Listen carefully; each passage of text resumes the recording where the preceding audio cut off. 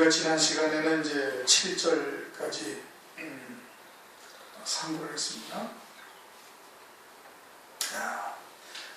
8일 만에 할례를 받았다. 8일 만에 할례를 받았다라는 것은 하늘나라의 영원한 생명으로 사는 자가 되었다 이 뜻입니다.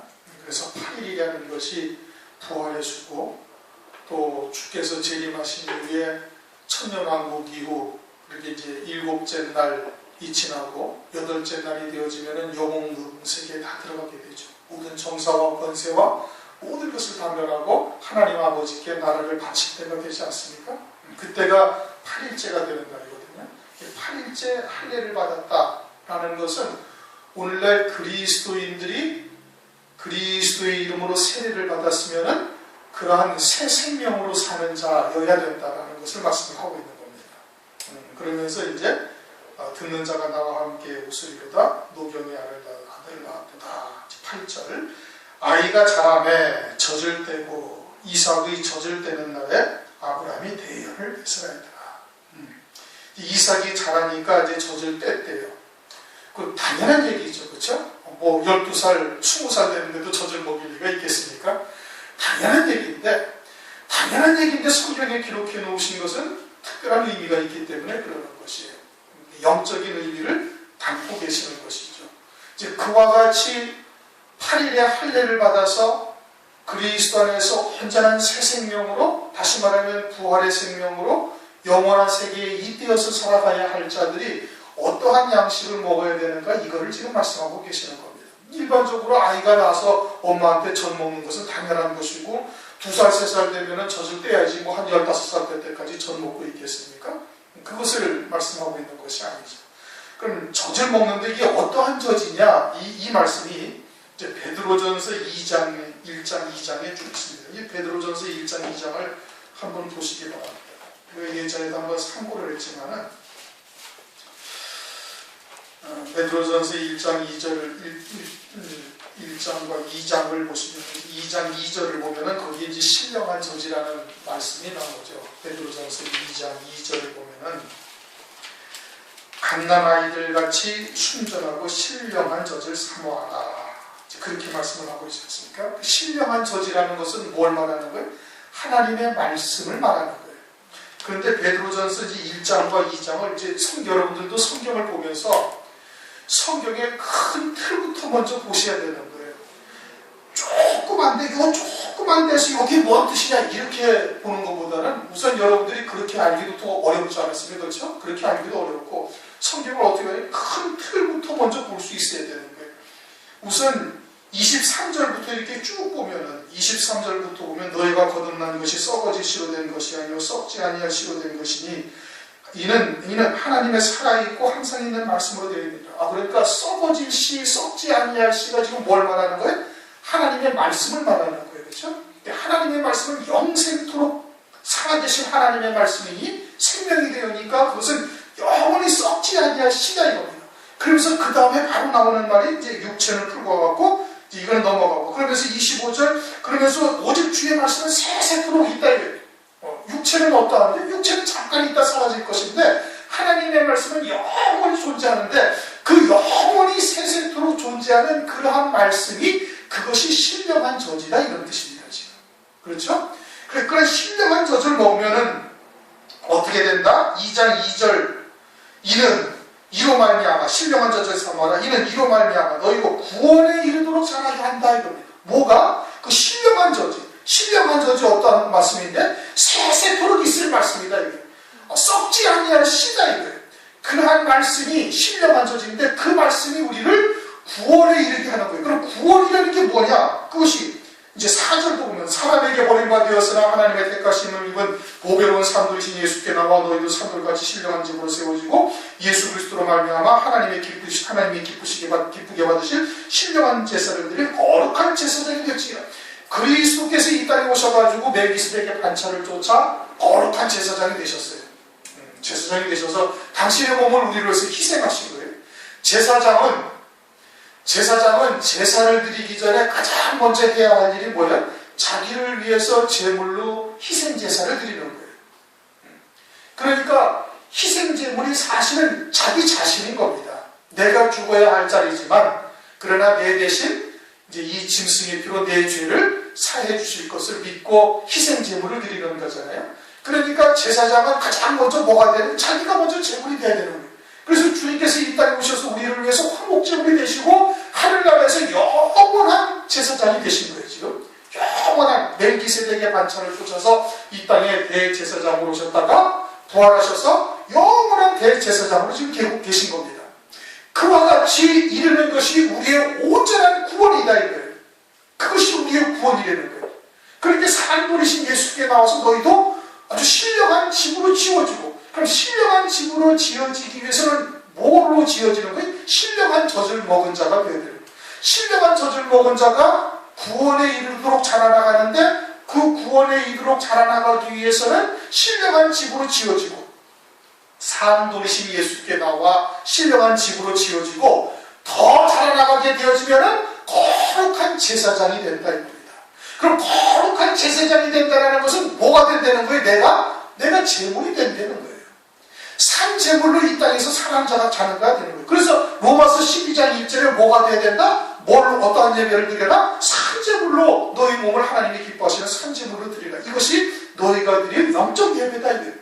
그러니 신령한 젖을 먹어야 산 제물로 드려지는 영적인 제사를 드릴 수가 있는 거예요. 그러다가 환난이 되어지면 어떻게? 환난이 되면 지금 이 땅에서 산 제물로 살고 있으니까 환난날에 순교의 제물이 되는 것은 그건 지극히 당연한 거예요. 그건 아주 지극히 당연한 거예요. 그렇죠? 이 땅에서 이미 제물로 살아가고 있으니 환난날에 순교의 제물 되는 것은 너무나 당연한 일인 것이죠. 그러기 위해서는 가장 먼저 무엇이 기본적인 양식이? 신령한 젖이에요. 신령한 젖이라는 것은 뭐예요? 썩지 아니할 씨, 세세토록 있게 하시는 그와 같은 영생토록 생명이 되게 하는 그러한 말씀이 신령한 젖인 거예요.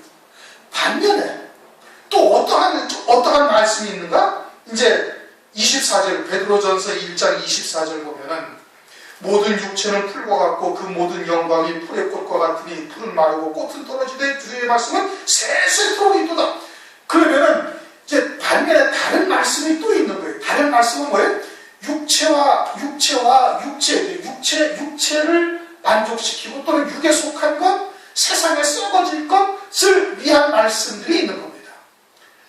주의 말씀은 신령한 젖은 썩지 아니할 씨와 같아서 영생토록 존재하는 하나님의 말씀을 말하는 것이고 또 반면에 어떠한 말씀이 있냐면 육체와 같은 것, 육체는 풀과 같고 또 모든 영광은 풀의 꽃 같으니 풀은 마르고 꽃은 떨어지게 하는 여기에 해당되어지는 말씀이 또 있다 이거예요. 그것은 2장 1절 그러므로 모든 악독과 모든 계율과 모든 외식과 시기와 모든 비방하는 말을 버리고 이러한 말씀은 육에 속한 것, 세상에 속한 것을 추구하게 하는 그러한 하나님의 말씀이 있는데 그것은 신령한 젖이 되지 못한다 이런 뜻입니다.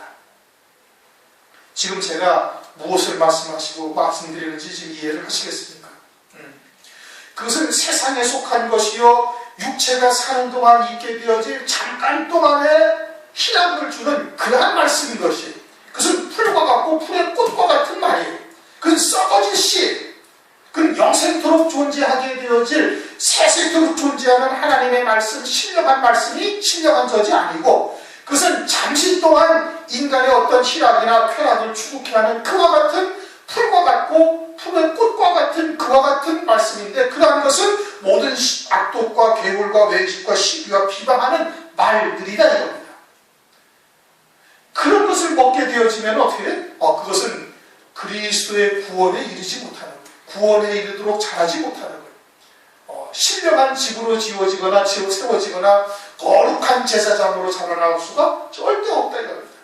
그러니까 이삭이 먹은 젖은 어떠한 젖이라는 거예요? 신령한 젖을 먹었다 이겁니다. 신령한 젖을 먹어야 결국에는 거룩한 제사장까지 이르게 되어지고 산제물, 산제사로 이 땅에서 믿음으로 살아가다가 환난날 결국은 순교의 제물이 되어질 수 있음을 말씀을 하고 있는 겁니다. 이삭은 그와 같은 신앙으로 자라나갔다 이겁니다. 그래서 유업을 이을 자가 되어지는 거예요. 이스마엘은 그와 같은 신령한 젖을 먹은 것이 못 되는 거예요.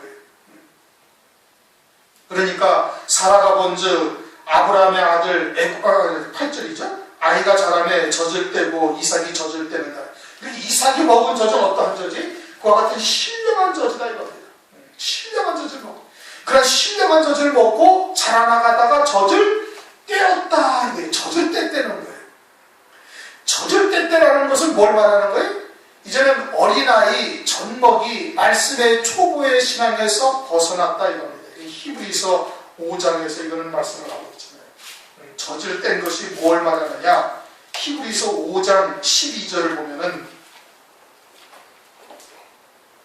히브리서 5장 12절, 때가 오래므로 너희가 마땅히 선생이 될 터인데 너희가 다시 하나님의 말씀의 초구가 무엇인지 누구에게 가르침을 받아야 할 것이니 젖이나 먹고 단단한 식물을 못 먹을 자가 되었도다. 대저 젖을 먹는 자마다 어린아이니 의의 말씀을 경험하지 못한 자요 단단한 식물은 장성한 자의 것이니 저희는 지각을 사용함으로 연단을 받아 선악을 분별하는 자들이야. 그럼 젖을 먹는 자는 뭐라고요? 어린아이다. 말씀의 초보예요. 그래서 의의 말씀을 경험하지 못했다. 의의 말씀이라는 것은 하늘에 예비된 영광에 이르게 하시는 그러한 말씀을 경험하지 못했어요. 연단을 받지 아니하여서 단단한 이 선악을 분별하지 못한다. 연단을 받지 못했다. 그러면은 어린아이의 신앙은 우리가 생각하는 어린아이하고 똑같은 거예요. 어린아이들은 그저 자기가 원하는 대로 되어지기를 모든 것을 바라고 안 되면은 그냥 엄마한테 떼쓰고 그냥 뭐 땅바닥에 주저앉아서 발 뒹굴고 뭐 그냥 뒹굴고 하면 다 되는 거예요. 그 어린아이의 신앙. 하나님 앞에도 그러한 신앙이 있는 것이고 또 이 젖을 떼고 어린아이에서 벗어나서 말씀의 초보에서 벗어나가지고 의의 말씀을 경험한 자요 연단을 받아서 지각을 사용해서 선악을 분별한다? 이게 뭔 뜻이에요? 의의 말씀은 조금 전에 얘기했고 이제 연단을 받았다는 거예요. 연단을 받았다는 것은 많은 시간 동안에 이제 고난도 겪고 훈련도 받고 연단을 받았어요. 그래가지고 지각을 사용해. 그래갖고 선악을 분별한다. 이것이 하나님의 영광에 이르게 하는 그와 같은 것인지 아닌지를 분별할 수 있는 거예요. 선한 것인지 악한 것인지를 분별할 수 있다. 연단을 받아서 자기 몸에 육신에 좋고 나쁨을 따지는 것이 아니라 아버지 하나님의 뜻에 합당한 것인지 합당치 아니한 것인지를 분별할 수 있다. 깨달아 알 수가 있다. 이겁니다. 그러면은 이것이 하나님의 뜻이요 나를 향하신 하나님께서 예비하신 영광에 이르는 그와 같은 하나님의 온전하신 기쁘신 뜻을 이루는 길이라면 육신에 좋지 않은 길이라도 어떻게 가요? 기쁨으로 가는 거예요. 좁고 협착한 길을 주님을 따라서 가는 거예요. 원망하거나 불평하지 아니하고 오히려 그것으로 기뻐하면서 가는 거예요. 사도들도 그리스도의 이름으로 능력받음을 기뻐하면서 공의 앞을 떠나니라. 그것으로 인하여 오히려 기뻐하는 거예요. 이게 육신의 좋고 나쁨의 차원에서 벗어난 거예요. 그럼 신앙의 차원, 바라보는 신앙의 차원이 어디에서 바라보는 거예요? 하늘에 속한 자로서 바라보는 거예요. 하늘에 예비된 영광에 합당한 믿음의 길이니 그 기쁨으로 그 길을 달려가는 거예요. 그렇게 선과 악을 분별한다 이겁니다. 그게 의의 말씀을 경험한 자요, 단단한 식물을 먹는 자요, 연단된 믿음이다. 장성한 분량에 이른 자다 이겁니다. 그러니까 장성한 분량에 이르고 연단된 믿음은 우리 앞에 다가와 있는 현실을 내 육신적인 기준으로 판단하지를 않습니다. 그렇죠? 육으로 판단한다라는 것은 아직도 내가 육에 속한 부분이 그렇게 많이 치우쳐져 있다라는 것을 지금 말하고 있는 거예요. 그렇게 연단된 믿음은 하나님의 시각에서 하늘에 속한 자로서 또 그와 같은 믿음의 시각으로 사물을 바라보고 환경을 바라보게 되어지는 거예요. 그리고서 하나님의 뜻이라면 사도 바울이 예루살렘으로 갈 때 이제 사도행전 20장 21장에서 말씀하고 있지 않습니까? 예루살렘에서 내가 무슨 일을 당할지 모르지만은 그러나 나는 거기도 가야 될 것이고 거기서도 결박되어져서 또 이방인 로마까지도 나는 가야 할 것을 알고 있는 거예요. 그것이 하나님의 뜻이니까. 그것이 나를 향하신 하나님의 뜻이니까 자기 육신의 편안함 또는 육신의 고통 여기에 개의치 아니한다 이겁니다. 그것이 연단된 믿음이요 의의 말씀을 경험한 자요 그것이 선악간에 분별하는 그와 같은 신앙이 되어지는 거예요. 젖을 뗐다 이것은 그와 같은 믿음의 자리로 지금 가고 있음을 말하는 겁니다. 그러니까 아브라함이 어떻게 대연을 배설했다 이게 아주 큰 잔치 기쁨의 잔치를 배설했다. 단순히 이게 젖을 떼서 한 겁니까? 아니다 이게. 아브라함 하늘의 믿음의 조상이 된 아브라함 하늘 본향을 바라보고 있는 아브라함으로서 그러한 이삭을 바라보니 그것이 자기에게 큰 기쁨이 되어져서 아주 엄청나게 큰 잔치를 배설했다 이겁니다. 오늘날도 교회에서 제 주의 종이 바라보는 시각이 그러하지 않겠습니까? 그렇죠? 여러분들도 마찬가지로 나보다 아직 신앙이 어리고 믿음이 약한 사람들이 이제 신앙생활에서 올라오면서 이제 우리가 겪어갔던 그 일들을 그분들도 다 겪어오는 겁니다. 누구는 척경을 꽂혀서 그냥 공중으로 하늘로 쩍거해서 팍 올라가는 사람은 아무도 없어요. 다 한 계단 한 계단 똑같이 거쳐가면서 올라오는 겁니다. 그러니까 주의 종이 여러분들을 이제 위로해 줄 수가 있고 여러분들한테 하나님의 말씀을 가지고 방향을 잡아줄 수가 있는 것이죠. 여러분들도 마찬가지로 여러분들 뒤에 오시는 분들은 그렇게 다 하실 수가 있는 거예요. 그런데 그와 같은 연단된 또 그와 같은 과정을 겪어보지 않으면 그것을 얘기해 줄 수가 없는 겁니다. 그렇게 하나님께서 그것을 다 겪어가게 하시는 거예요. 그러니 그 앞선 자리에서 바라보면은 어떻게 참으로 대견스러운 거예요. 그와 같은 믿음을 갖다가 승리에 이겨나가고 막 거기에 흔들리고 이건 그냥 오른쪽으로 엎어졌다 왼쪽으로 엎어졌다 뒤로 넘어졌다 앞으로 엎어졌다 뭐 이러지 않냐고 막 환경을 보면 그와 똑같은데 그런데도 꿋꿋하게 나오는 거 보면 대견스러운 겁니다. 아브라함이 그걸 가지고 크게 잔치를 벌였다 이거예요. 이삭이 이제 젖을 때가 떼어져서 지금 어린아이의 시간에서 벗어나가지고 그냥 엄마한테 떼감 쓰듯이 그냥 주저앉아가지고 뭐 통닭 사달라고 막 그냥 깃발나게 주저앉아서 막 뒤부르지 않냐고 뭐 한마디 두마디 탁탁 트다니까 알아듣고서 쫓아오니 그 엄마가 보기에 얼마나 대견스럽겠어요. 그것을 지금 아브라함이 말해요. 그래서 아주 큰 잔치를 배설했다. 그게 대연을 배설한 것이 교회도 마찬가지인 겁니다. 목사가 보기에 참 영적으로 힘든 싸움을 해나가고 있는데 아주 꿋꿋하게 흔들리지 않냐고 속으로 무슨 막 갈등이 없겠습니까? 목사도 시험 들 때 많거든요. 그러니 여러분들이 뭐 갈등 안 느낄 수가 있겠습니까? 다 느끼죠. 각자의 신앙에 따라서 갈등을 다 느끼는 겁니다. 그런데 그럼에도 불구하고 그냥 뭐 예배 때 빠지지 아니하고 또 뭐 여러 가지 그냥 환경 가운데서도 어려운데도 그런데도 꿋꿋하게 믿음을 지켜나가는 것 그것이 하나님이 보시기에 아주 하늘나라에서 잔치가 벌어진 겁니다. 젖을 뗀 거죠. 젖을 뗀 거고 이제는 장성한 분량에 이뤄가는 것이고 더 나아가서 아주 거룩한 제사장에까지 딱 이르게 되어지기를 하나님은 기뻐하시는 거예요. 우리에게도 똑같은 겁니다. 아브라함이 젖을 뗀 이삭을 보고서 아주 기뻐해서 아주 큰 잔치를 배설했다. 그건 오늘날 교회에서도 마찬가지고 하나님 나라에서도 마찬가지고 9절 사라가 본즉 아브라함의 아들 애굽 여인 하갈의 소생이 이삭을 희롱하는지라. 이스마엘은 이제 13살이고 이삭은 이제 태어났어요. 그렇죠? 그리고서 이제 뭐 시간이 지나고 젖을 뗐으니까 한 2-3살 먹었겠죠? 그리고 뭐 아장아장 걸어다니면서 뛰어다니고 그러니까 13살, 이제 16살 먹었으니까 이제 청년이지. 그러니까 애를 데리고 이제 장난치고 놀고 앉아있는 거예요. 그러니까 엄마 입장으로서는 좀 뭐 대수롭지 않게 보아줄 수 있는 일인데 이 일을 가지고 그냥 저 이스마엘을 갖다가 내어 쫓으라까지 이제 10절에 그렇게 되어지는 겁니다.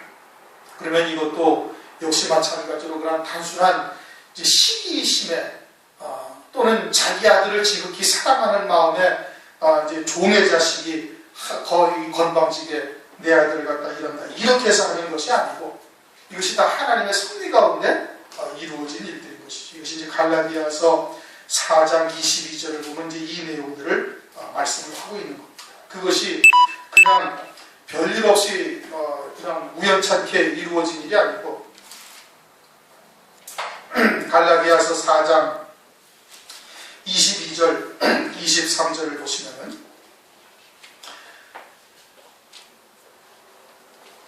22절 기록된 바 아브라함이 두 아들이 있으니 하나는 계집종에게서 하나는 자유하는 여자에게서 낳았다 하였으나 계집종에게서는 육체를 따라 낳고 자유하는 여자에게서는 약속으로 말미암아 낳느니라. 이것은 비유니. 그렇게 하나님께서 아브라함을 통해서 하갈로 이스마엘을 낳게 하고 사라로 이삭을 낳게 한 것이 마지막 때 오늘날 교회들에게 주시는 메시지를 담고 계시는 것이고, 그것을 비유로 하나님께서 그렇게 하신 것이죠. 그런데 하갈은 육체를 따라 낳았다. 이삭은, 사라는 약속의 자녀다. 자유하는 여자에게서 낳았다. 그것이 차이가 있는 거예요.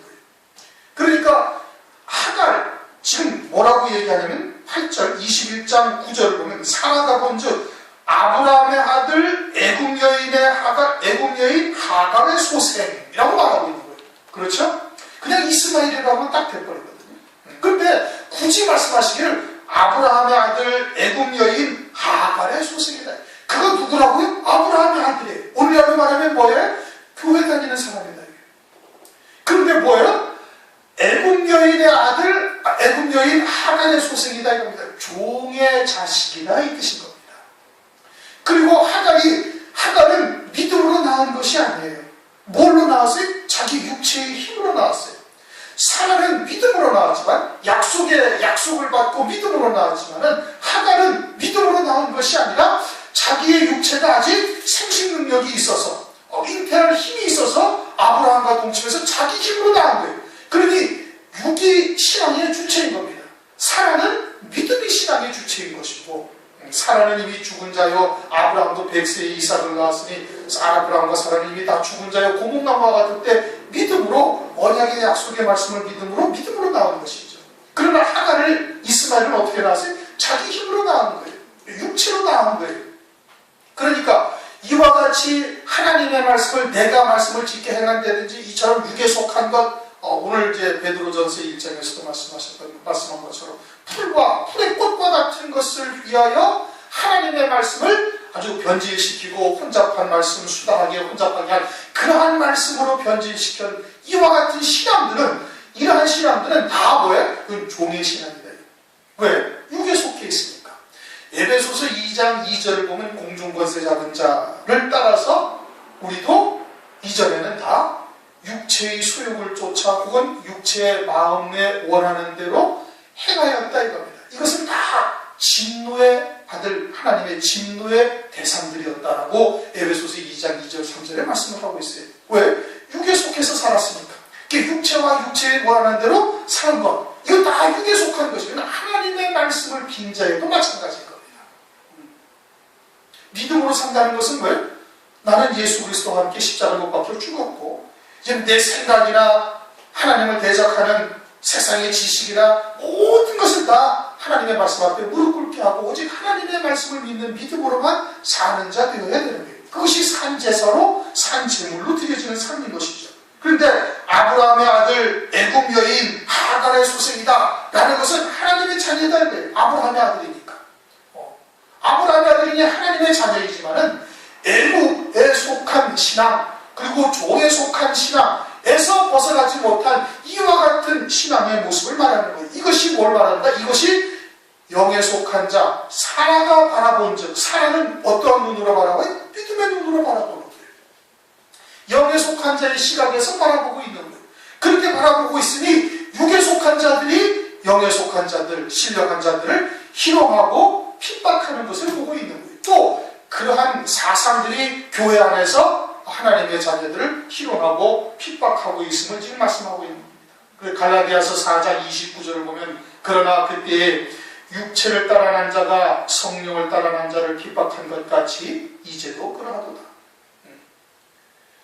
그러니 이렇게 이스마엘이 아브라함의 아들 애굽 여인 하갈의 아들이 이삭을 희롱하는 것은, 이것은 영적인 계시로서 육에 속한 자들이 영에 속한 자들을 희롱하고 핍박할 것을 그림자적으로 계시해 주는 것이고, 그것을 갈라디아서 4장 29절에 정확하게 말씀을 하고 있는 거예요. 육체를 따라난 자가 성령을 따라난 자를 핍박한 것 같이 이제도 그러하도다. 오늘날도 교회에서 육체를 따라난 자들이 영에 속한 자들을 조롱하고 핍박하고 그리고 미워하기까지 하는 거예요. 왜? 자기들과 다르니까.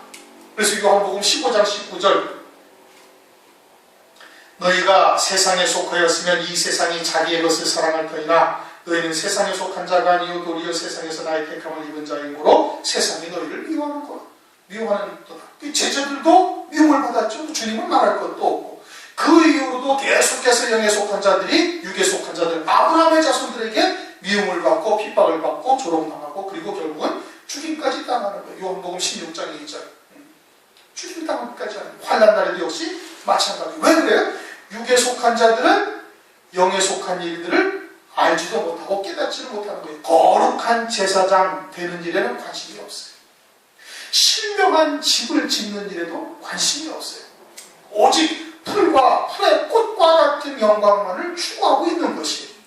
그러니까 신령한 젖을 먹고 신령한 그 산도이신 그리스도께 나와서 신령한 집, 영에 속한 집을 짓는 일이나 거룩한 제사장이 되는 일에는 전혀 관심조차 없고 자기들과 차원이 다르니 어떻게?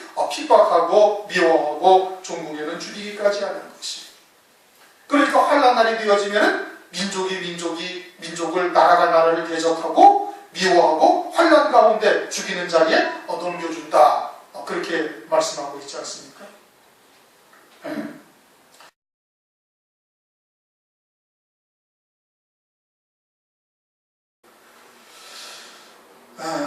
그래서 사라가 본즉 아브라함의 아들 애굽 여인 하갈 소생이 이삭을 희롱하는지라.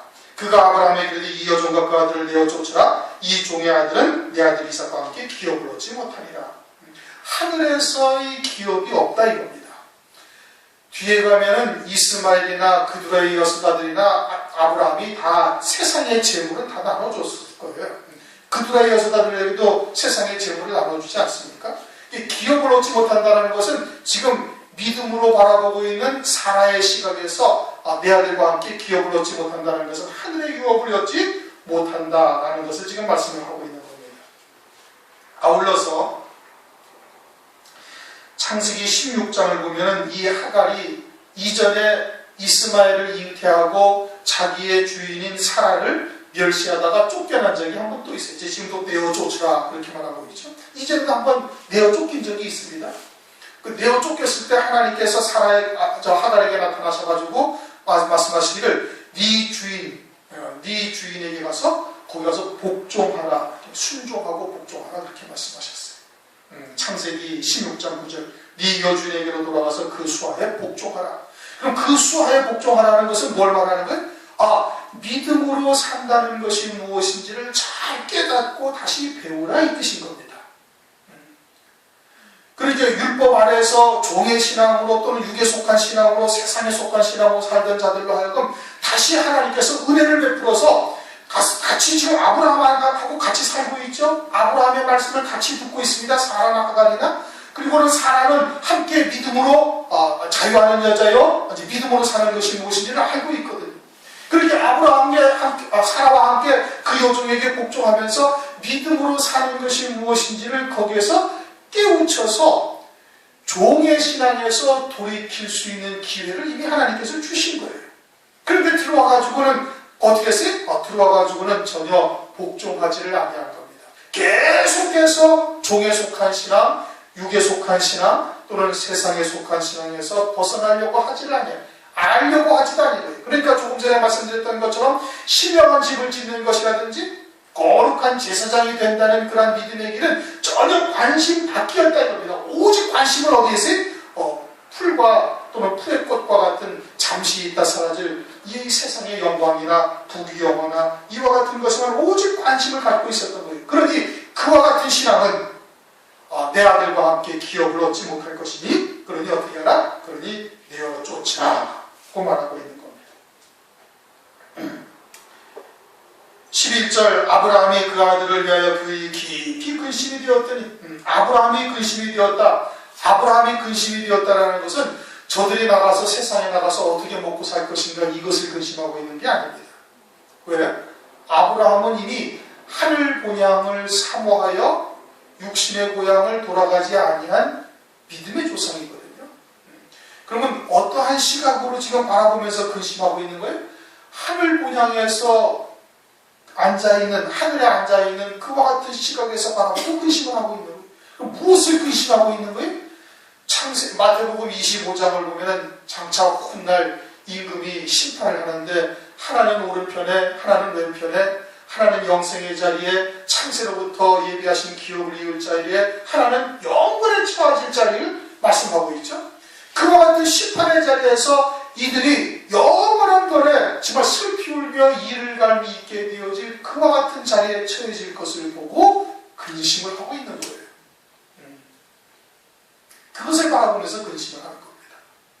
그럼 우리는 어떠한 시각으로 이웃과 형제들을 바라보는가를 생각해 보라는 겁니다. 육신에 속한 시각으로 바라보면 아이고 꽃이다 이런 얘기가 나올 수도 있죠. 그러나 아브라함과 같은 시각에서 바라보면 그런 것이 아니라 그들을 위해서 오히려 기도할 수 있는 믿음의 자리에 서야만 되는 겁니다. 아브라함이 그 아들을 위하여 급히 근심이 되었으니 우리가 세상을 바라보는 시각이나 또는 사람을 바라보는 시각이나 이것이 육신의 시각으로만 바라보면은 그건 아직 온전한 믿음으로 사는 것이 아니죠. 믿음의 눈으로 바라보면은 그들의 죄를 바라보면서 어떻게 불쌍히 여기게 되어지고 위에서 기도할 수 있는 그와 같은 자리에 이르러야 되는 겁니다. 오늘은 11절까지만 아주 배터리도 다 됐다고 잘 삑삑거리고 시간은 벌써 30분이 지나고 저도 목이 다 쉬어가지고 자꾸 더 하면 또 더 쉴 것 같아. 오늘 11절까지만 하겠습니다. 저지라는 것은 아이가 젖을 먹었다. 신령한 젖을 말하는 그냥 일반적으로 엄마 젖을 먹었다는 것이 아니고, 그리고 아브라함이 아주 큰 잔치를 베풀었다는 것은 그것이 아브라함에게 아주 큰 기쁨이, 이제 아브라함과 같은 믿음의 자리에 이를 수 있다는 것을 아브라함이 이제 보고 있는 겁니다. 이건 우리도 그와 같은 믿음의 자리에까지 이르러야 되는 것이고, 그리고 그와 같은 신령한 젖과 반대로 풀의 풀과 같고 풀의 꽃과 같은 것을 추구하는 그러한 말씀도 있는 거예요. 그것은 혼잡한 말씀이요 또는 변질된 말씀이요, 바리새인의 누룩과 사두개인의 누룩이 섞인 떡과 같은 것이요, 그는 괴악하고 악독한 누룩, 묵은 누룩, 성경에 여러 곳에서 말씀하고 있는 겁니다. 거짓 선지자들이 증거하는 그러한 잘못된 말씀들, 그것은 영원히 하늘나라에서 기업을 얻지 못하는 자가 되어지는 것이요, 이 땅에서 사는 모든 사람이 다 헛것이 되어져서 하늘나라에서 어두운 데 쫓겨나와서 슬피 울며 이를 갈비 있는 것이, 그것을 바라보면서 아브라함이 근심을 하는 거예요. 오늘날 우리들도 그러한 믿음의 눈으로 볼 수 있는 저와 여러분이 되시기를 주님의 이름으로 축원합니다. 우리 통성은 다시 기도하시겠습니다.